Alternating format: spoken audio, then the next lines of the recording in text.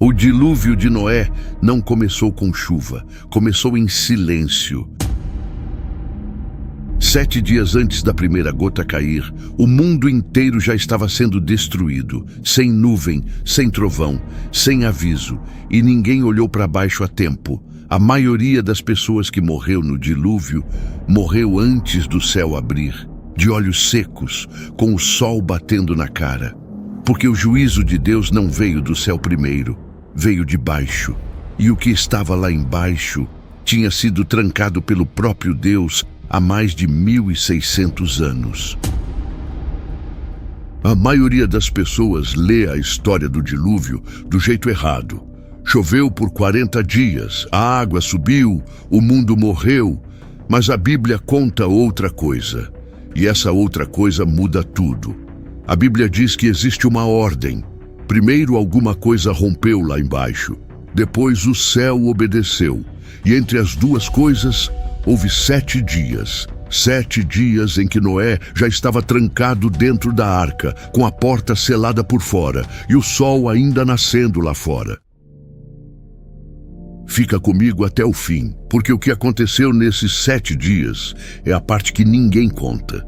E quando você entender de onde a água realmente veio, o dilúvio nunca mais vai parecer só uma chuva.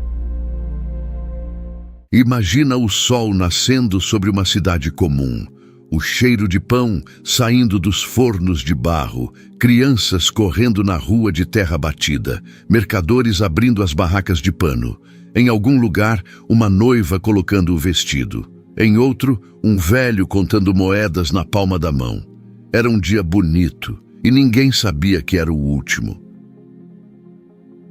Jesus, milhares de anos depois, descreveu esse exato momento e descreveu com peso. Disse que nos dias antes do dilúvio, as pessoas comiam, bebiam e casavam. Casamentos. Não revolta, não guerra, não pânico, mesa posta, vinho na taça, música tocando em algum canto, alguém dançando descalço, crianças correndo entre as pernas dos adultos, e debaixo daquela festa, o chão já estava se rompendo, mas eles não sentiam. E aqui tem um detalhe que poucos comentam, um detalhe que muda completamente o que aquela cena significa. Aquelas pessoas nunca tinham visto chuva. Em 1.600 anos de história humana, desde Adão até Noé, nenhuma gota tinha caído do céu. A Bíblia conta que a terra era irrigada por uma névoa que subia do solo, sem nuvem, sem tempestade, sem trovão. A palavra chuva existia, mas era um conceito, uma ideia. Ninguém tinha visto, ninguém tinha ouvido, ninguém sabia o som que aquilo fazia. Por isso, quando o velho louco lá no campo dizia que ia chover sobre a terra, era a coisa mais ridícula que aquela geração já tinha ouvido. Era como alguém hoje gritar na rua que o céu vai virar pedra. Você nem se ofende, você só passa. E foi exatamente assim que o mundo passou por Noé, rindo. Esse é o detalhe que ninguém pinta sobre o dilúvio. O mundo não morreu gritando. O mundo morreu rindo, morreu com taça na mão, morreu fazendo planos, morreu marcando casamento para a semana seguinte, porque o juízo não chegou anunciando, chegou em silêncio. E enquanto eles brindavam, do outro lado do mundo, dentro de uma caixa enorme de madeira coberta de breu, um homem velho estava trancado há dias, sem chuva, sem sinal, sem nada, só esperando alguma coisa que nem ele entendia direito. A Bíblia tem 5 palavras que pesam como pedra, e o Senhor fechou a porta. Gênesis 7, versículo 16. Não foi Noé, foi Deus. Deus fechou a porta antes de abrir o céu. E quando Deus fecha uma porta com a própria mão, mão humana não abre de novo, nem pedindo, nem implorando, nem com força, nem com lágrima. Aí veio a parte que ninguém comenta. 7 dias. 7 dias antes da primeira gota. Imagina ser o Noé naqueles 7 dias. A porta selada, os animais fazendo barulho, o calor pesado lá dentro, o cheiro de couro e palha velha, e lá fora, O silêncio. Um dia. O sol nasce. O sol se põe. 2 dias. A esposa dele tossindo no escuro. 3 dias.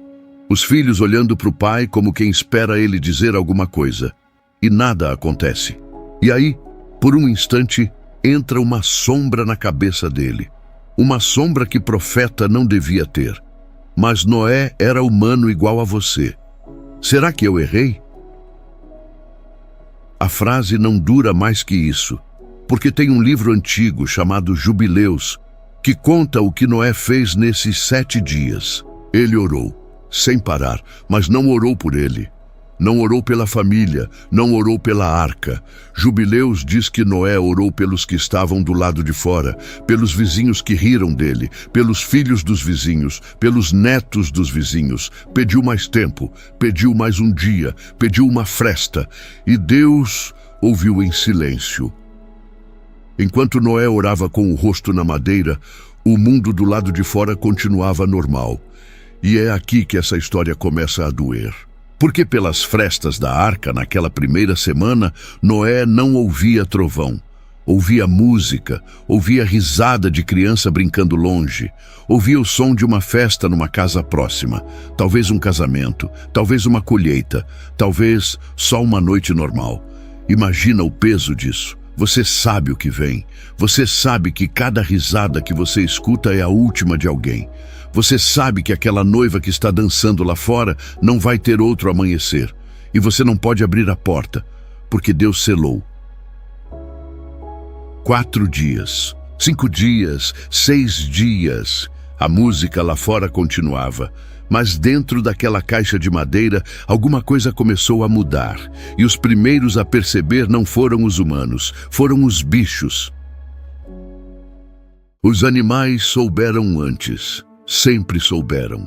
Antes de tempestade, o cachorro fica agitado, anda de um lado para o outro, olha para o chão como se ouvisse alguma coisa que ninguém mais escuta.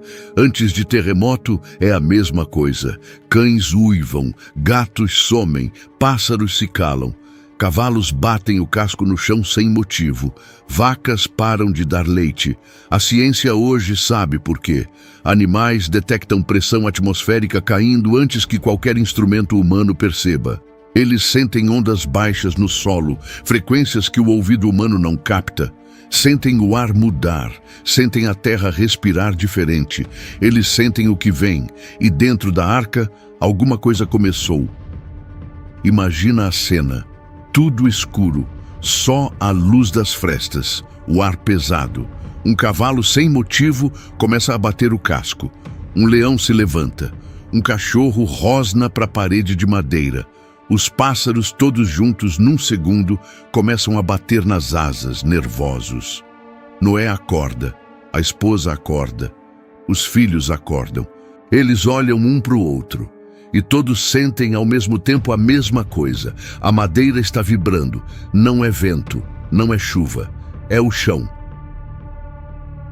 E o chão da arca está em terra firme. A arca ainda não boiou, não tem água em volta.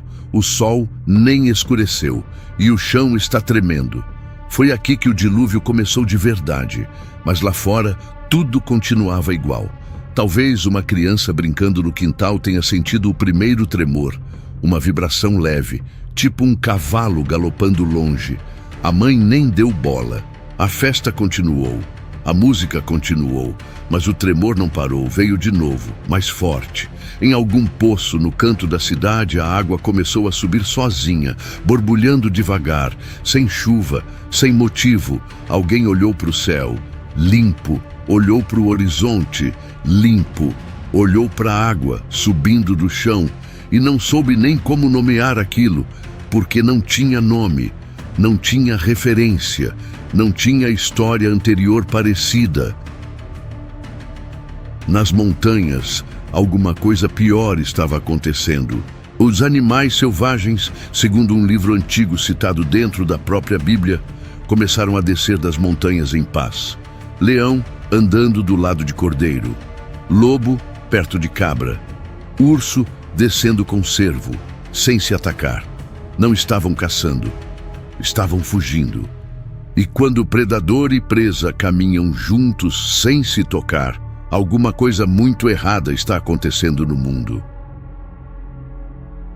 Os animais sentiram primeiro, a terra sentiu segundo, o céu chegou por último, e os humanos olharam para o lado errado, porque o que vinha não estava no horizonte, estava embaixo deles, e o que estava embaixo deles era mais antigo do que eles imaginavam, muito mais antigo.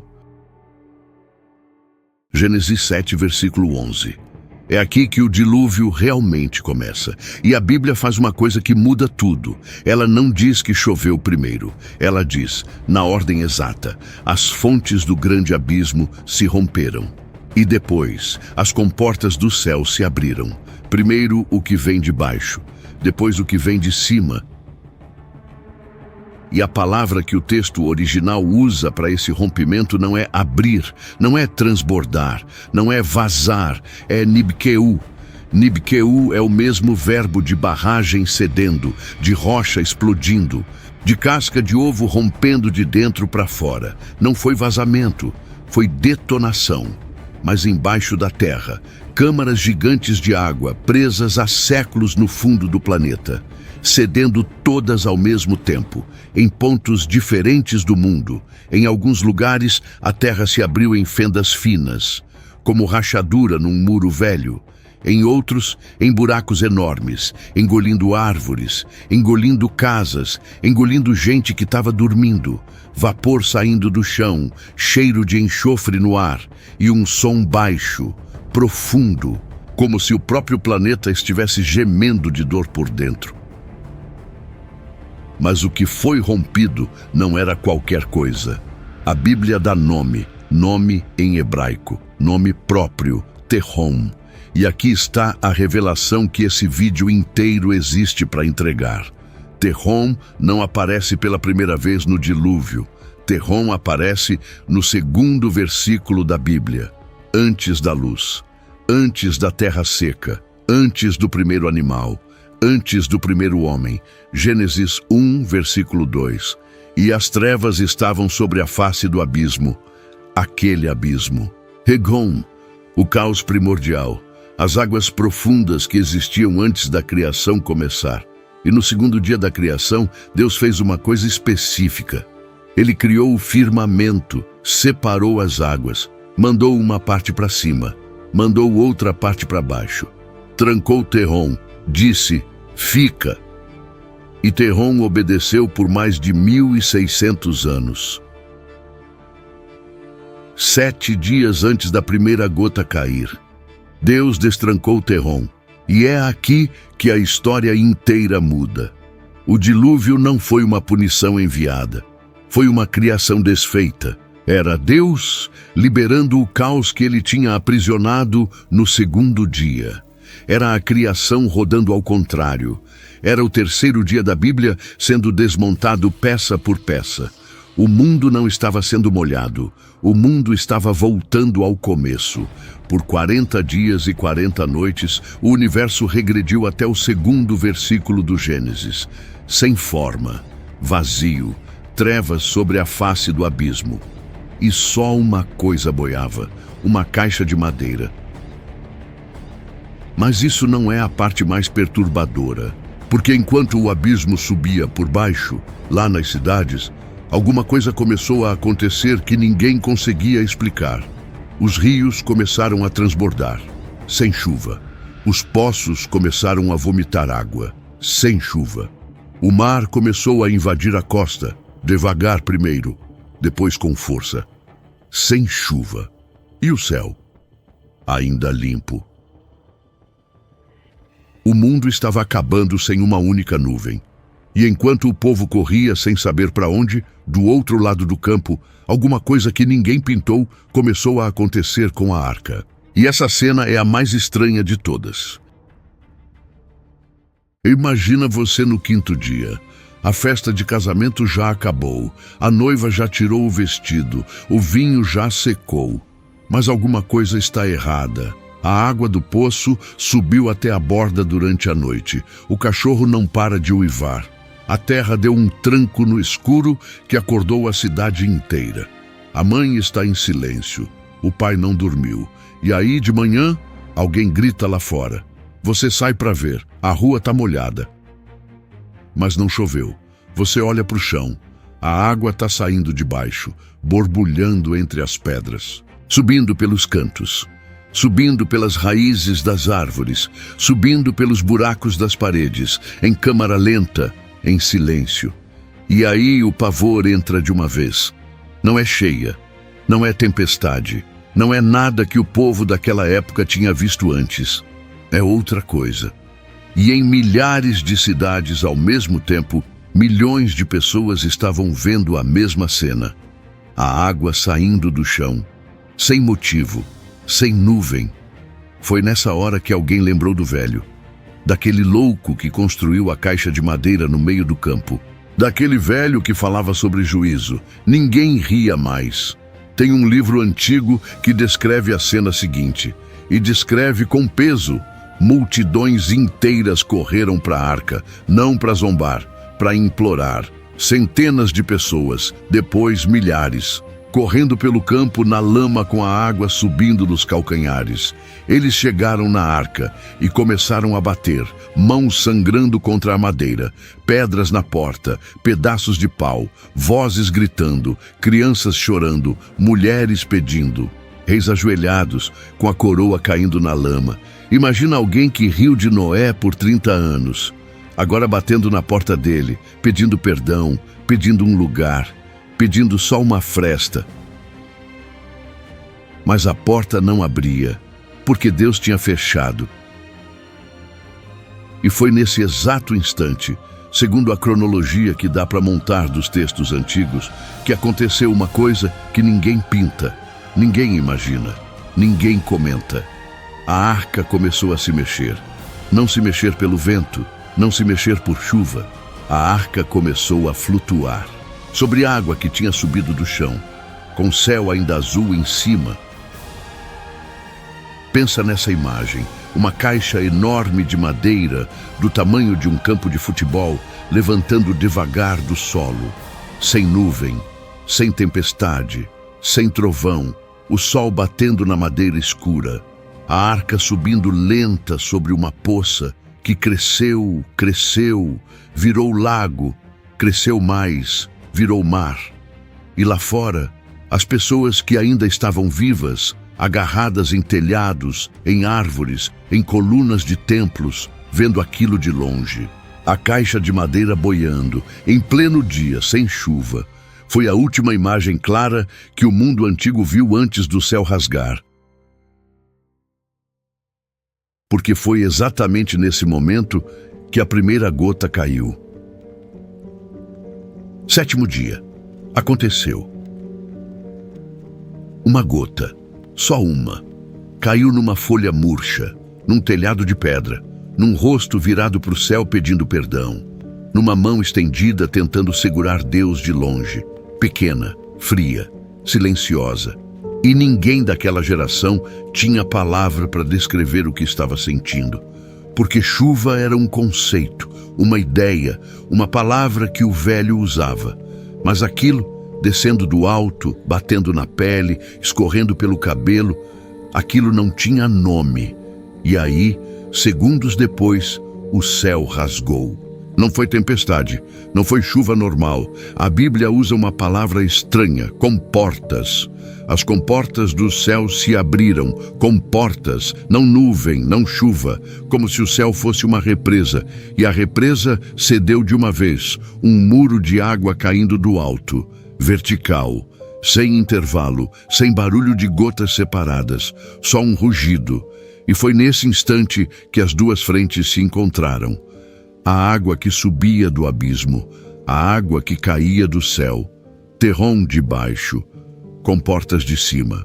Os dois reservatórios que Deus tinha separado no 2º dia da criação se reencontraram, e onde os dois se tocaram, o mundo deixou de existir. Aquela primeira gota não foi o começo do dilúvio. A primeira gota não abriu o juízo. Ela fechou. A água do abismo já tinha destruído quase tudo. A chuva veio só para terminar. A primeira gota foi o lacre. As pessoas que ainda estavam vivas correram para os montes, para as torres, para as árvores mais altas, para qualquer coisa que ainda estivesse acima do chão. Mas a água passou de tudo. Cobriu os morros, cobriu as colinas, cobriu as montanhas. Não tinha lugar alto o suficiente, porque não era água normal subindo, era Tehom voltando ao lugar dele. E lá em cima de tudo, no meio do que uma vez foi um mundo, uma única coisa boiava, uma caixa de madeira coberta de breu, com 8 almas dentro, e um Deus que tinha fechado a porta 7 dias antes.